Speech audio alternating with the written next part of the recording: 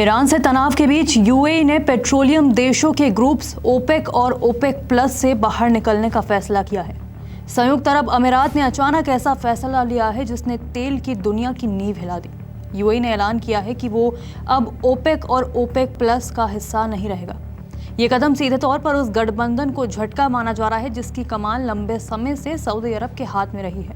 तेल की दुनिया में ओपेक सिर्फ एक संगठन नहीं बल्कि रेट कंट्रोल मशीन माना जाता है, लेकिन अब यूएई के बाहर निकलते ही इस मशीन में दरार पड़ती दिख रही है। यूएई उन चुनिंदा देशों में था जिसके पास अतिरिक्त उत्पादन की ताकत थी, मतलब जब चाहे सप्लाई बढ़ाकर बाजार को हिला सकता था।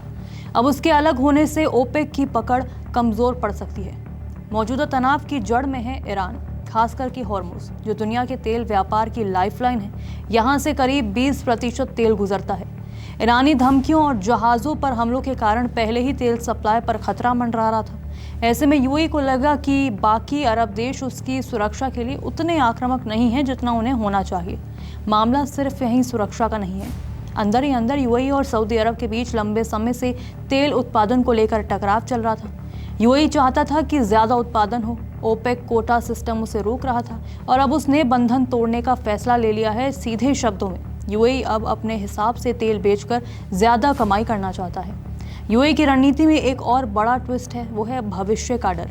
दुनिया तेज़ी से रिन्यूएबल एनर्जी की ओर बढ़ रही है। ऐसे में यूएई का साफ मानना है कि आज का तेल कल से ज़्यादा कीमती है, इसलिए वो अभी पूरी ताकत से उत्पादन कर कमाई करना चाहता है, बजाय ओपेक की पाबंदियों में बंधे रहने के।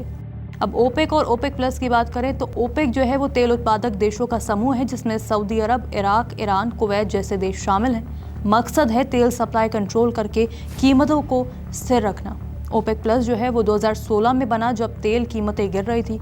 इसमें रूस जैसे देश जुड़े जो ये गठबंधन मिलाकर दुनिया के 40 से 50% तेल उत्पादक को प्रभावित करता है। इनके फैसले से मिनटों में ग्लोबल कीमतें बदल जाती हैं। यूएई के इससे बाहर निकलने के फैसले के बाद तेल बाजार में 3 बड़े झटके दिख सकते हैं। पहला ये कि ओपेक की ताकत घटेगी। एक मजबूत खिलाड़ी के बाहर जाने से ग्रुप की एकजुटता कमजोर होगी। दूसरा है तेल की कीमतों में जबरदस्त उछाल। अब सप्लाई कंट्रोल करना मुश्किल होगा, मतलब बाजार ज्यादा अनिश्चित है। तीसरा है हर देश अपनी मर्जी वाला दौर। अगर बाकी देश भी अपने अपने फायदे देखने लगे तो पूरा सिस्टम बिखर भी सकता है।